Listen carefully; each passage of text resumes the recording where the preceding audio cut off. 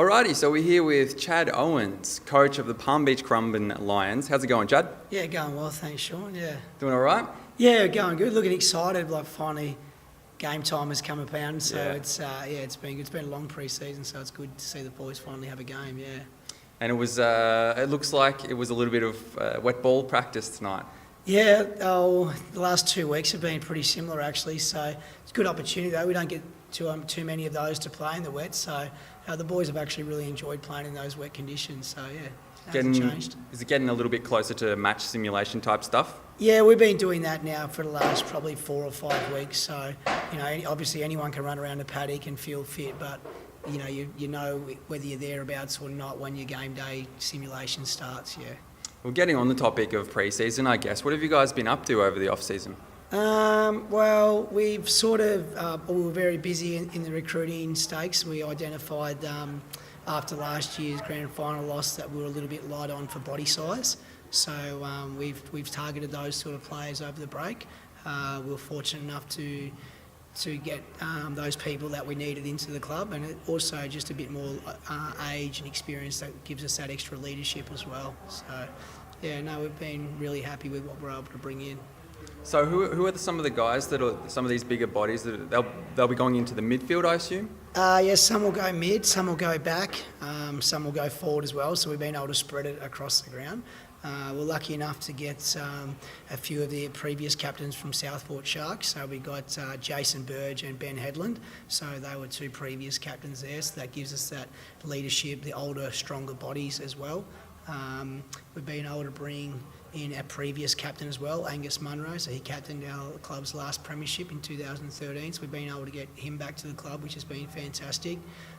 As well as Dylan Troutman, Lachlan Ritchie, and John McCanch, and a couple of boys that have moved up from Victoria as well. Yeah. Is it going to be much of the same? Obviously, it was a pretty good formula in terms of game style last year. You got yourself to the very last game. We're going to see similar style of footy this year, or?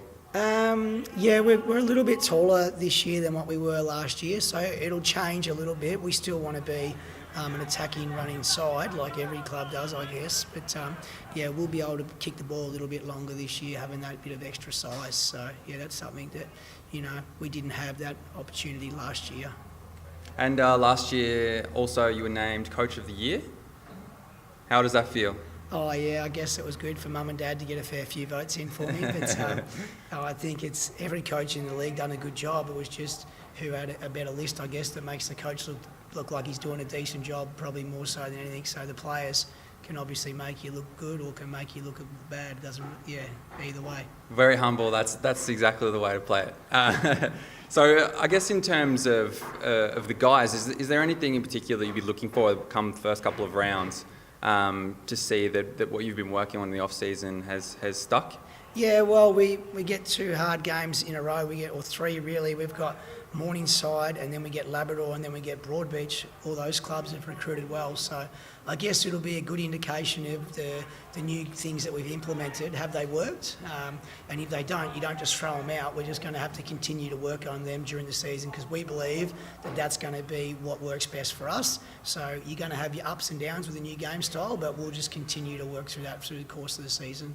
I noticed that during training you're in more of a participation sort of role than the person actually taking the training.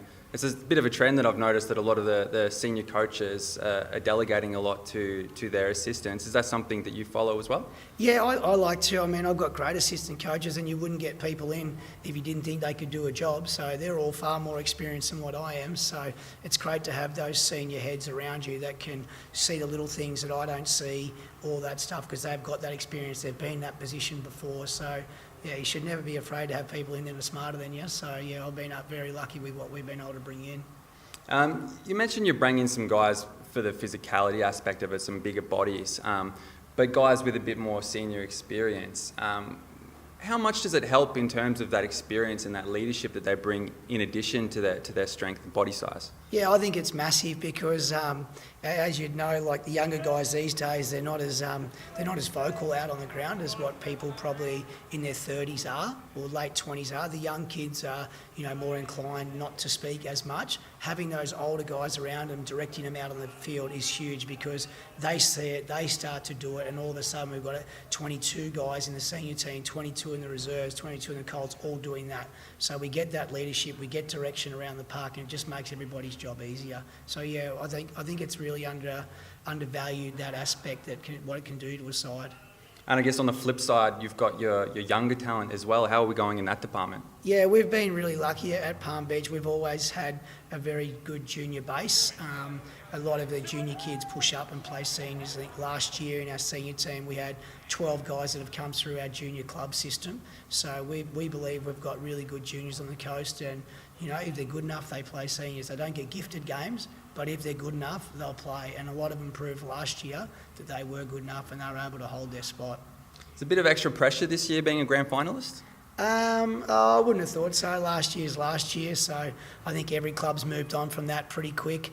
If you worry about last year, you're not moving forward. So there might be a little bit of extra pressure, but every club's list would have changed dramatically over the break. So it's vastly different. I don't think last year will have any bearing on this year at all. How are we looking in terms of injury? Yeah, we're going really good at the moment. Actually, we've probably only got about 4 or 5 guys in the injury group. So this time last year we had a few more than that. So hopefully by round 1 we should almost be able to pick from everyone on the squad. And how's it looking in terms of selection for round 1? Not easy, but that's great because that's the position we wanted to be, and that's why we recruited. That's why we retained probably 90% of our list, if not a little bit more. So we want that competition for spots, and the great thing about that is the boys have really embraced it. So they've taken on that mantra of your greatest opponent is probably your teammate. He's got your spot. How am I going to get my spot back? By doing the team thing. So it's been great. The boys have really, really got around it and supported all the new guys that have come into the club. Thank you very much for your time, Chad, and I look forward to seeing Palm Beach Currumbin in round 1. Yeah, as do I. Thanks very much, Sean.